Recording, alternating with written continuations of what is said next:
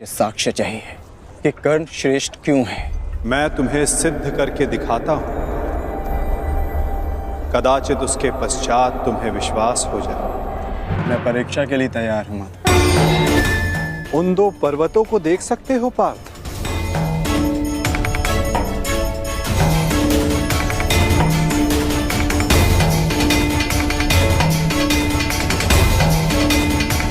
पर्वत? हाँ पार्थ, अब ये दोनों पर्वत स्वर्ण में परिवर्तित हो चुके हैं कि इन दोनों स्वर्ण पर्वतों पर तुम्हारा अधिकार है। और मैं ये चाहता हूं कि इन दोनों स्वर्ण पर्वतों को समान मात्रा में बांटकर इन ग्रामवासियों में दान कर दो। ग्रामवासियों,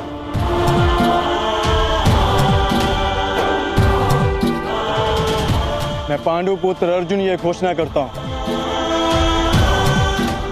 ये दोनों स्वर्ण मेरु समान मात्रा में विभाजित करके आप सबको दान में दिए जाएंगे। और विश्वास रखिए, सबको समान मात्रा में स्वर्ण मिलेगा। पांडु पुत्र अर्जुन के, पांडु पुत्र अर्जुन के, पांडु पुत्र अर्जुन के।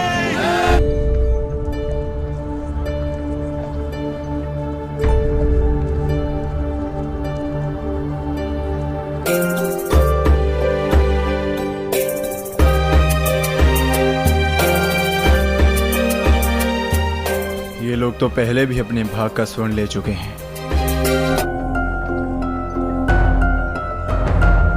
रुक जाइए, थोड़ा विश्राम करते हैं।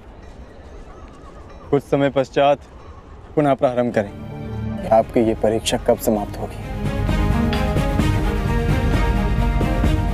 अभी तक तो मैं आधा पर्वत भी नहीं बांध पाया और थकान सा अनुभव कर रहा हूँ। क्षमा चाहता हूँ माता, परंतु अभी तक मुझे आपकी इस परीक्षा में आपका उद्देश्य समझ नहीं आया। ठीक है पार्थ, मैं तुम्हें अपना उद्देश्य बताता हूं। दिव्य दृष्टि से बाण शक्ति से जीते ये सारा रण।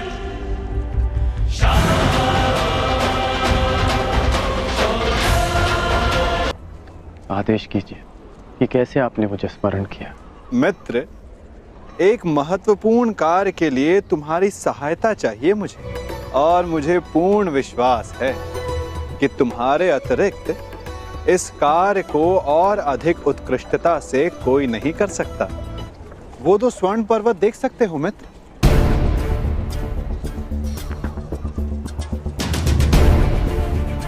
अब इन स्वर्ण पर्वतों पर तुम्हारा अधिकार है,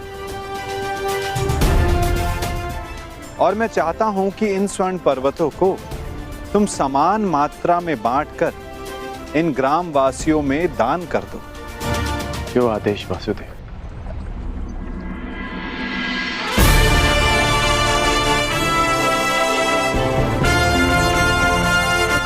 मैं सभी ग्रामवासियों से निवेदन करता हूं कि ये दोनों स्वर्ण पर्वत अब आपके अधीन है।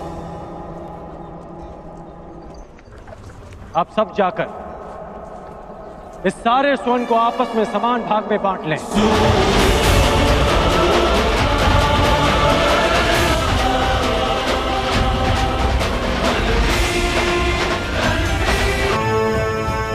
तुम्हें ये स्वर्ण इन ग्रामवासियों में बांटना था, परंतु तुम भी इन ग्रामवासियों की भांति ही स्वर्ण के प्रति आकर्षित हुए। का ज्ञात नहीं था कि किसको कितनी आवश्यकता है, और कर्ण के मन में इस स्वर्ण को लेकर कोई आकर्षण, कोई लालच नहीं था पार्थ। जिस पर दान करने का उत्तरदायित्व हो, उसके मन में वस्तु के प्रति लोभ नहीं होना चाहिए। हमारे मन में ये इच्छा थी कि तुम्हारा न्याय पूर्वक ये स्वर्ण दान करने के लिए ये लोग तुम्हारी प्रशंसा करें, और कर्ण के मन में केवल कर्म करने की इच्छा थी पार्थ। एक समय था पार्थ कि तुम केवल चिड़िया की आंख को देखते थे, परंतु आज तुमने केवल चिड़िया की आंख को नहीं, पूरी चिड़िया को देखा।